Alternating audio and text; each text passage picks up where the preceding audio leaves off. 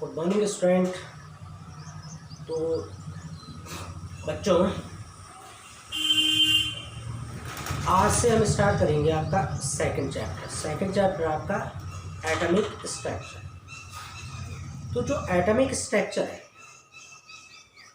Atomic structure means कि जो matter है, मैटर कैसे बने या किस चीज़ से बनते, उनके जो कंस्ट्रेंट्स हैं वो क्या है, और कौन कौन सी थ्योरीज इसके अंदर है, या कौन कौन से डिस्कवरीज हुई, कौन कौन से डेवलपमेंट्स हुए, और कैसे हमें पता चला कि जो मैटर है वो बहुत ही स्मॉलेस्ट पार्टिकल इलेक्ट्रॉन, प्रोटॉन और न्यूट्रॉन से बना हुआ। इसके बारे में हम इस चैप्टर के अंदर पढ़ेंगे, जिसका नाम है स्ट्रक्चर ऑफ एटम। अभी तक जो हमने पढ़ा था वो फर्स्ट चैप्टर में हमने लॉ ऑफ कॉम्बिनेशन पढ़े। लॉ ऑफ कॉम्बिनेशन में हमने देखे डिफरेंट टाइप्स के लॉ कि किस तरीके से कोई एलिमेंट या कोई कंपाउंड किस तरीके से एक दूसरे से कंबाइन होता है, कैसे फिक्स रेशो में कंबाइन होता है, कैसे मल्टीपल रेशो में कंबाइन होता है, ये चीज़ें हमने पढ़ी। उसके साथ साथ हमने केमिकल कंपोजिशन देखे। केमिकल कंपोजिशन के साथ साथ हमने उनके फॉर्मूलेज, कैसे फॉर्मूले इनके बनाए जाते हैं उसके बारे में पढ़ा, और कैसे हम किसी पर्टिकुलर सॉल्यूशन में उस सॉल्यूशन की मोलैलिटी या मोल फ्रैक्शन को हम फाइंड कर सकते हैं। इन चीज़ों के बारे में हमने अभी फर्स्ट चैप्टर के अंदर। तो फर्स्ट चैप्टर जो था आपका वो क्या था, बेसिक कॉन्सेप्ट की क्या क्या कॉन्सेप्ट आती हैं या क्या क्या चीज़ें हैं जो कि इनिशियल टाइम से, जो कि जब केमिस्ट्री की स्टार्टिंग हुई थी, कि वहाँ पे शुरुआती दौर में क्या हुआ था, क्या साइंटिस्ट ने शुरुआती टाइम पे क्या क्या किया, या कैसे इन चीज़ों की उन्होंने डिस्कवरीज की, कि जो आज इतनी बड़ी बड़ी चीज़ें हमें पता है कि क्या है क्या नहीं है, या स्मॉलेस्ट पार्टिकल के बारे में हमें पता है। तो आज से 2000-3000 या आज से 2000-3000 क्या, आज से 200 साल पहले तक भी हमें पता नहीं था कि जो एटम होता है, यानी जो मैटर होता है, मेटल का स्मॉलेस्ट पार्टिकल एटम है, ठीक। और एटम को भी हम फिर डिवाइड कर सकते हैं। एटम भी डिविजिबल है, किसमें, इलेक्ट्रॉन, प्रोटॉन, न्यूट्रॉन में। आज से 200-250 साल पहले हमें पता नहीं था, समझ लो बात में। लेकिन आज हमें इन चीज़ों के बारे में पता है।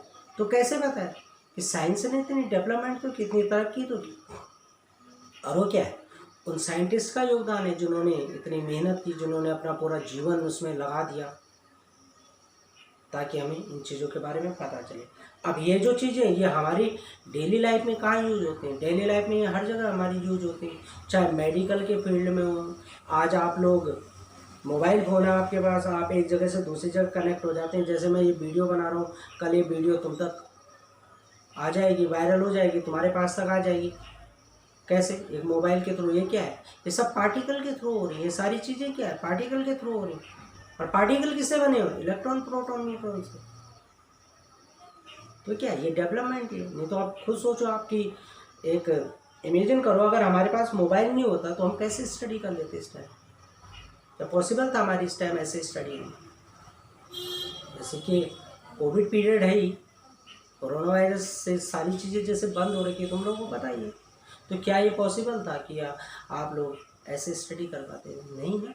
लेकिन क्या है, हमारे पास मोबाइल है, मोबाइल से हम वीडियो रिकॉर्ड कर रहे हैं, वीडियो रिकॉर्ड करके तुम्हारे पास तक पहुंच रही। तो कैसे पहुंच रही? तो वायरलेस से तो जा रही। वायरलेस में क्या है, पार्टिकल के थ्रू जा रही। पार्टिकल किससे बने, इलेक्ट्रॉन, प्रोटॉन, न्यूट्रॉन। तो ये चीज़ मैंने तुम्हें पहले भी बोली थी कि यूनिवर्स के अंदर जितना भी मैटर है, यूनिवर्स किससे बना हुआ है, मैटर से। और मैटर के फंडामेंटल पार्टिकल क्या है, इलेक्ट्रॉन, प्रोटॉन, न्यूट्रॉन। तो इन्हीं की स्टडी करते हैं हम इस चैप्टर के अंदर। अब जैसे आप लोगों को पता है कि मैटर के बारे में जो इन्फॉर्मेशन दी थी, वैसे तो बहुत पहले इनिशियल टाइम पे इंडिया में जैसे मैट से कड़ा थे, या एरिस्टोटल हो गए, या डेमोक्रेट्स वगैरह हो गए, तो इन लोगों ने इस चीज़ के बारे में बता दिया था लेकिन क्या था कि डिटेल में क्या होता है इस चीज़ में नहीं बता पाए। तो जो एक सिस्टमेटिक स्टडी जिसे हम कह सकते हैं, सिस्टमेटिक स्टडी किसी मैटर के, वो डाल्टन थ्योरी से हम समझ सकते हैं कि डाल्टन ने एक सिस्टमेटिक स्टडी शुरू की। अब डाल्टन थ्योरी आपने पढ़ी, डाल्टन थ्योरी में क्या कहा डाल्टन ने ये कहा कि कोई भी मैटर है या कोई भी एलिमेंट है वो स्मॉलेस्ट पार्टिकल से बना हुआ। वो जो स्मॉलेस्ट पार्टिकल है वो इंडिविजिबल है, उनको हम डिवाइड नहीं कर सकते। जो पार्टिकल है उनको ना तो हम क्रिएट कर सकते हैं, नहीं हम उन्हें डिस्ट्रॉय कर सकते हैं। एक एलिमेंट के जो पार्टिकल्स होते हैं वो साइज शेप एंड मास में सेम होते हैं, डिफरेंट एलिमेंट के डिफरेंट होंगे। और जब कोई भी दो एलिमेंट एक फिक्स रेशियो में कंबाइन होंगे तो क्या बनाएंगे, कंपाउंड बनाएंगे। ये किसने कहा था, डाल्टन ने कहा था। तो उसके बाद धीरे धीरे जब स्टडी शुरू हुई 1809 में डाल्टन ने थ्योरी दी थी, और 1897 के आसपास उस टाइम ये देखो कि फिर धीरे धीरे इस पे डेवलपमेंट होते गए। जैसे फैराडे या रदरफोर्ड या आपके थॉमसन हो गए, तो ये बहुत सारे साइंटिस्ट, सेवरल साइंटिस्ट थे जिन्होंने इसके बारे में फिर फर्दर स्टडी की। तो लगभग 1897 में, सॉरी 1887 में थॉमसन ने इस चीज़ के बारे में बताया कि एटम को हम डिवाइड कर सकते हैं, एटम डिविजिबल है। और किस में, उसने एक चीज़ की डिस्कवरी की थी, किसकी, इलेक्ट्रॉन की। फिर गोल्डस्टाइन ने प्रोटॉन की डिस्कवरी की, फिर चैडविक ने न्यूट्रॉन की डिस्कवरी की। तो हमें पता चला कि कोई भी एलिमेंट का जो फंडामेंटल पार्टिकल है वो एटम नहीं है। फंडामेंटल पार्टिकल में बिल्डिंग ब्लॉक्स। तो जो डाल्टन था, डाल्टन ने क्या कहा था कि जो बिल्डिंग ब्लॉक्स है किसी भी एलिमेंट के, बिल्डिंग ब्लॉक्स क्या है, एटम है। लेकिन बाद में जब डिस्कवरीज हुई तो एटम भी क्या हुआ, उसको भी डिवाइड कर दिया गया, इलेक्ट्रॉन प्रोटॉन न्यूट्रॉन में। आज तो न्यूट्रिनो, प्रोटीनो, म्यूजॉन, इन चीज़ों के बारे में भी पढ़ते हैं। इलेक्ट्रॉन प्रोटॉन न्यूट्रॉन को भी डिवाइड किया जा चुका है। वो चीज़ अलग है कि वो एक बहुत ही स्मॉल टाइम पीरियड में, नैनो या पिको सेकंड में बनते हैं, लेकिन फिर भी डिविजिबल तो है।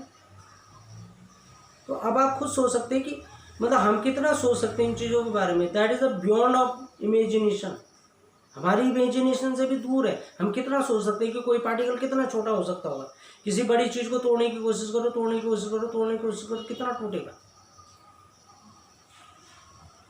एक लार्ज स्केल में, लार्ज अमाउंट में तो नहीं जा सकती ना हमारी इमेजिनेशन। बात इतना छोटा है।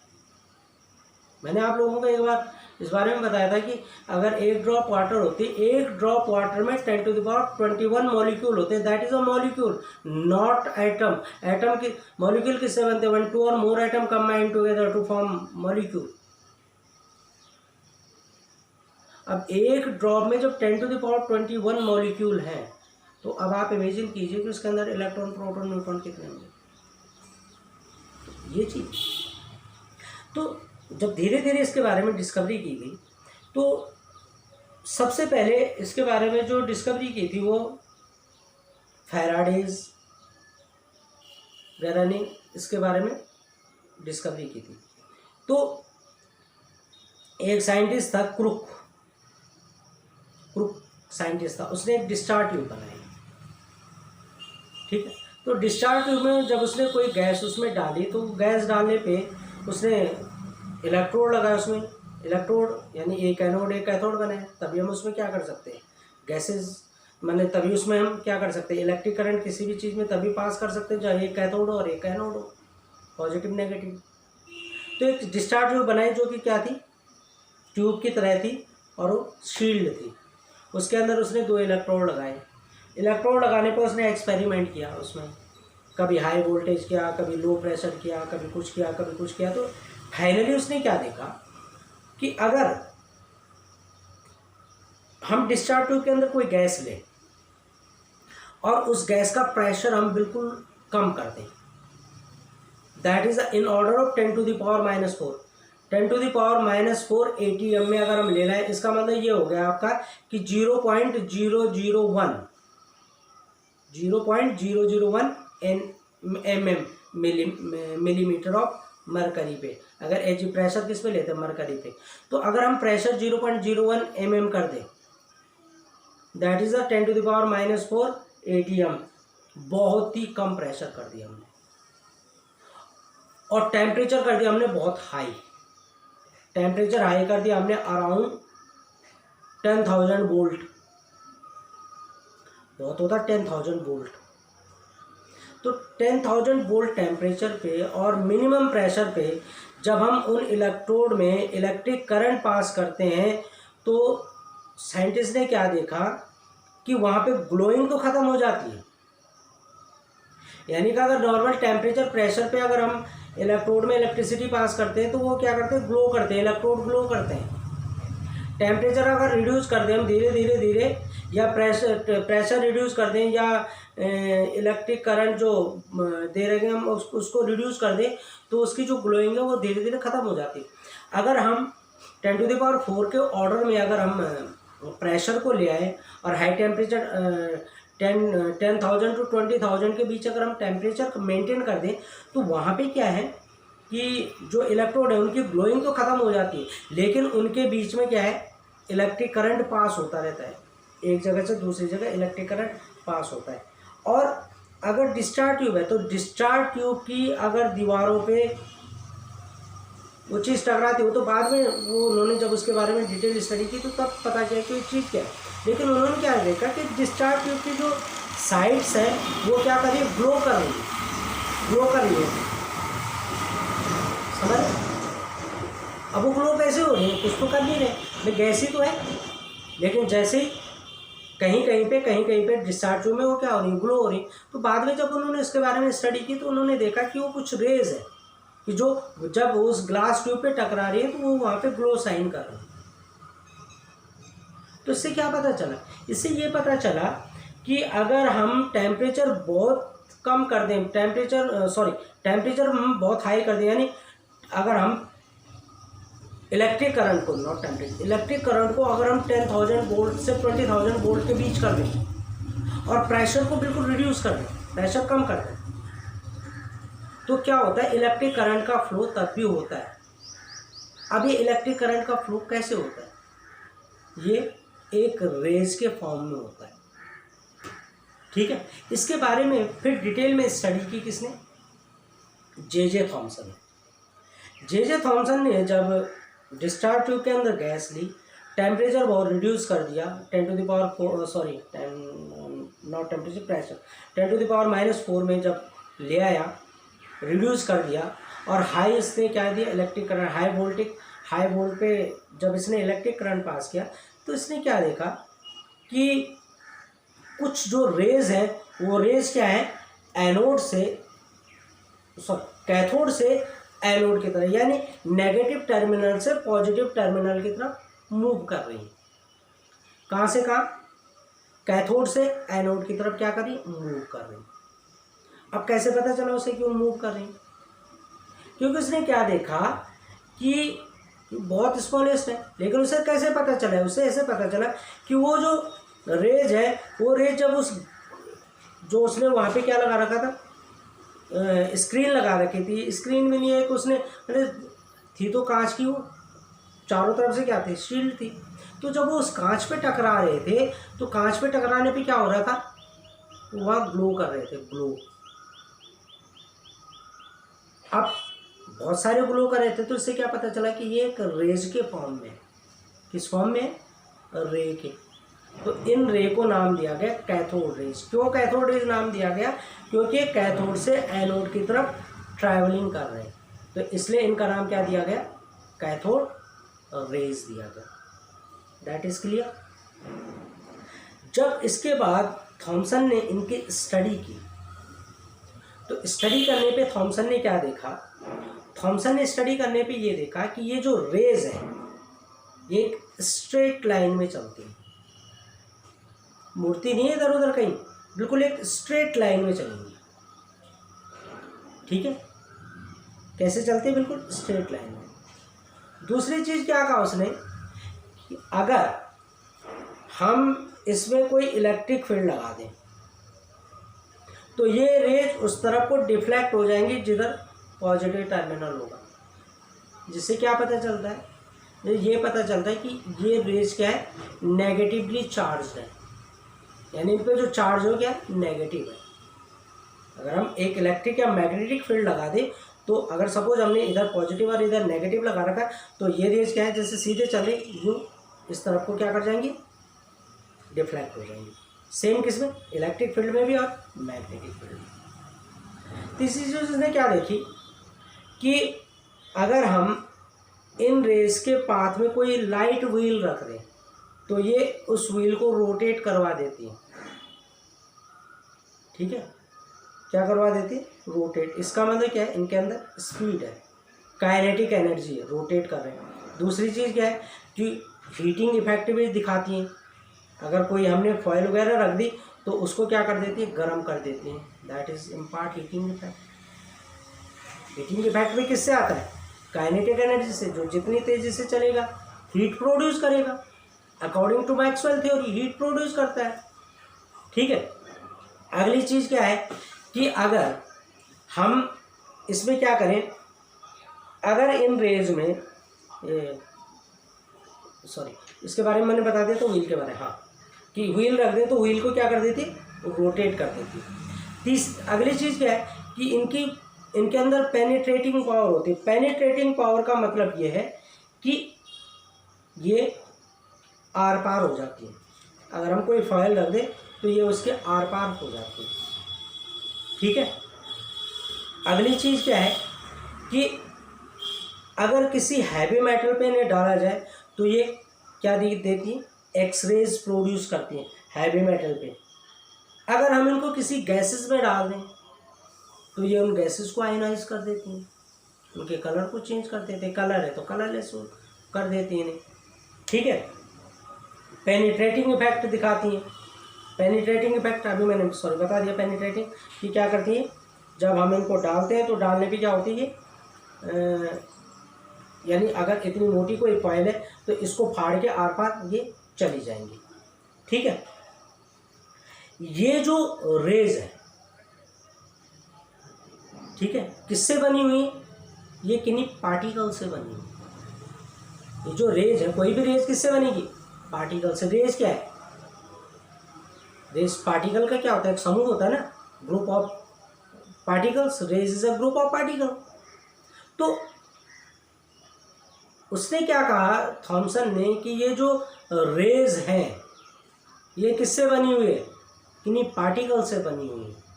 और उन पार्टिकल को क्या नाम दिया गया, इलेक्ट्रॉन। क्या नाम दिया गया उन्हें, इलेक्ट्रॉन। तो तब हम अगर इलेक्ट्रॉन को डिफाइन करें तो इलेक्ट्रॉन क्या होता है, इलेक्ट्रॉन किसी भी मैटर का या किसी भी एलिमेंट का फंडामेंटल पार्टिकल्स है, यानी होना जरूरी है। It is a fundamental particle of any element and it has a unit negative charge. और इसके अंदर जो नेगेटिव चार्ज होता है वो एक यूनिट होता है, यानी कि ये नेगेटिव चार्ज की यूनिट है। ठीक है, और कितना चार्ज होता है इसके अंदर, 1.6 × 10⁻⁹ और ये हाइड्रोजन एटम के 1/1837 पार्ट के बराबर होता है। कितना, 1/1837, 1837 part of hydrogen atom. Clear.